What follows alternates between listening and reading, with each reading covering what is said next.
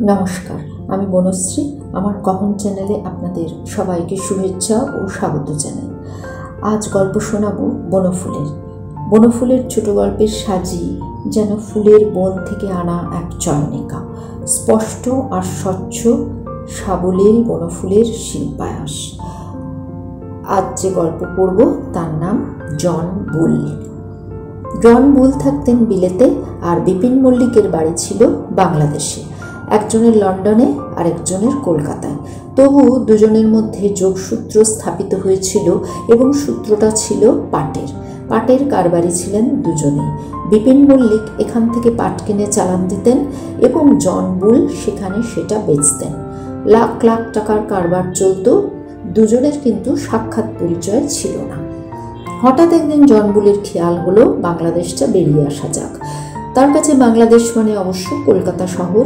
চিঠি লিখলেন বিপিন মল্লিককে, মাই ডিয়ার মিস্টার মল্লিক, আমি 2 তারিখে কলকাতা পৌঁছচ্ছি এই নামক স্টিমারে।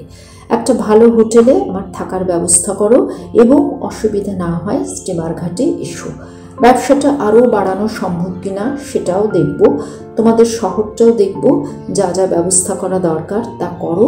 তুমি তো আমাকে চেনো না, আমাদের অফিসের মিস্টার স্টিফেনকে সঙ্গে করে এনো, তাহলে আর কোনো অসুবিধে হবে না। মিস্টার স্টিফেনকেও আমি চিঠি লিখলাম, তোমার যদি কোনো অসুবিধে না হয় তাহলে আসবার দরকার নেই। মিস্টার স্টিফেনের সহায়তায় আমি তোমাকে খুঁজে বার করব। আশা করি ভালো আছো, আমার শুভেচ্ছা নাও। ইতি ভবদীয় জন বুল। নির্দিষ্ট দিনে জন বুল এসে পড়লেন। বিপিন মল্লিক এবং মিস্টার স্টিফেন সীমার ঘাটে ছিলেন। বিপিন মল্লিকের মনে মনে যথেষ্ট ভয় ছিল। কি জানে কীরকম লোক হবে, খাঁটি বিলিতি সাহেব। তাছাড়া অত বড় লোক বাড়ি থেকে বেরিয়ে ঠনঠনের কালীতলায় দাঁড়িয়ে অনেকক্ষণ ধরে প্রণাম করে মাকে অনেক কাকুতির মিনতি জানিয়ে এসেছিলেন তিনি। জন বুলের সঙ্গে আলাপ হয়ে নিশ্চিন্ত হলেন। চমৎকার লোক, বেশ হাসি খুশি, একটু দেমাক নেই, কথা বেশ স্পষ্ট, বুঝতে কষ্ট হয় না একটুও।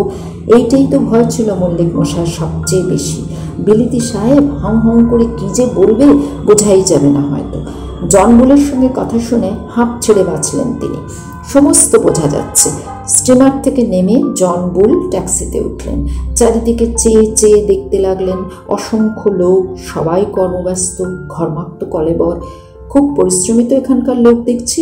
কতক্ষণ কাজ করে? মল্লিক বলেন, দিবারাত্রি খেটে চলেছে। তাই নাকি? বাহ! মুগ্ধ নয়নে দেখতে দেখতে চললেন জন বুল। মনে হতে লাগলো খুব ভুল একটা ধারণা ছিল তার। ট্যাক্সি ছুটে চলেছে। জন বুল আবার হঠাৎ জিজ্ঞেস করলেন, কি খায় এরা? ডাল ভাত তরকারি, তাও পেট ভরে খায় না সবসময়। আবার উত্তর দিলেন মল্লিক একটু হেসে। I see. ছোট্ট একটা শীষ দিয়ে চুপ করে গেলেন জন বুল। তারপর স্টিফেনের কানের কাছে মুখ নিয়ে গিয়ে কি একটা জিজ্ঞেস করলেন চুপি চুপি। ও নো, মোটেই না, মাথা নেড়ে স্টিফেন বললেন। মল্লিক ব্যাপারটা বুঝতে পারলেন না ঠিক, চুপ করে রইলেন। হোটেলে পৌঁছে জন বুল বললেন, অনেক ধন্যবাদ মিস্টার মল্লিক, আমি এখন খাওয়া দাওয়া সেরে বিশ্রাম করব একটু, তারপর যাব অফিসের কাজকর্ম সেরে বেলা 5টা নাগাদ বেড়াতে বেরোবো। মিস্টার স্টিফেনের আজ কোথায় যেন একটা পার্টি আছে, বিকেলে তিনি যেতে পারবেন না আমার সঙ্গে। আপনি আসতে পারবেন কি? হ্যাঁ, খুব পারবো, অনেক ধন্যবাদ। ঠিক 5টার সময় একটা ট্যাক্সিতে চড়ে জন বুল এবং বিপিন মল্লিক শহর পরিদর্শন করতে বেরোলেন। মনুমেন্ট, চৌরঙ্গি, লাট সাহেবের বাড়ি, মিউজিয়াম প্রভৃতি নানা জিনিস দেখতে দেখতে অবশেষে ধর্মতলায় পৌঁছলেন তারা এসে। জন বুল হঠাৎ প্রশ্ন করলেন, আচ্ছা, কিছু দূর অন্তর অন্তর ওই যে আলো দিয়ে আয়না দিয়ে সাজানো ছোট ছোট দোকান রয়েছে, কি ওগুলো? দোকানদার দেখছি কোথাও পুরুষ, কোথাও স্ত্রীলোক, কোথাও বালক। মল্লিক বললেন, ওগুলো পানের দোকান। পান? সে আবার কি? মিষ্টান্ন কোনো রকম? সবাই তো কিনে কিনে খাচ্ছে দেখছি। না, মিষ্টান্ন নয়, তবে খেতে চমৎকার। আপনি খাবেন? বেশ তো। একটা ভালো পানের দোকানের কাছে ট্যাক্সি থামিয়ে মল্লিক নেমে গেলেন। একটা ভালো পান দাও তো, বেশ মশলা টশলা দিয়ে দিও, সাহেব খাবে। বেশি দাম দিয়ে উপর তবক দেওয়া 2 খিলি পান জন বুলকে এনে দিলেন মল্লিক। দুটোই খেয়ে ফেলবো? একটু ইতস্তত করতে লাগলেন সাহেব। হ্যাঁ হ্যাঁ, দুটোই খেয়ে ফেলুন, সোৎসাহে বললেন বিপিন মল্লিক। জন বুল দুখেলি পানি মুখে পুরে চিবুতে লাগলেন। ট্যাক্সি চলতে শুরু করলো আবার। একটু পরে সাহেবের সাদা কষ বেয়ে পানের ধারা গড়াতে লাগলো।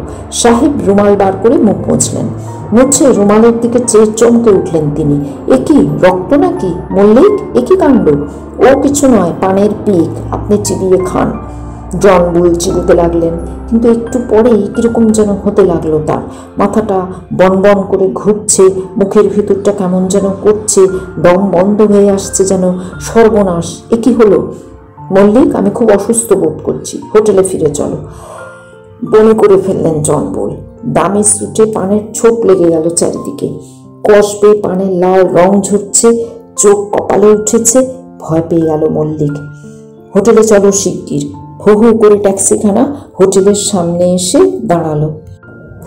ভীত মল্লিক জন বুলকে আস্তে আস্তে করে ধরে ধরে নামালেন ট্যাক্সি থেকে। তারপর কোনো ক্রমে লিফটের সাহায্যে নিয়ে গেলেন তাকে ঘরে। দোতলায় সাহেবের জন্য আলাদা একটা ঘর ঠিক করাই ছিল। সাহেব ঘরে ঢুকে ধপাস করে বসে পড়লেন একটা চেয়ারে। তারপর বেওভল দৃষ্টিতে মল্লিকের দিকে চেয়ে বললেন, একজন ডাক্তার ডাকো মল্লিক, আমি বোধহয় আর বাঁচব না।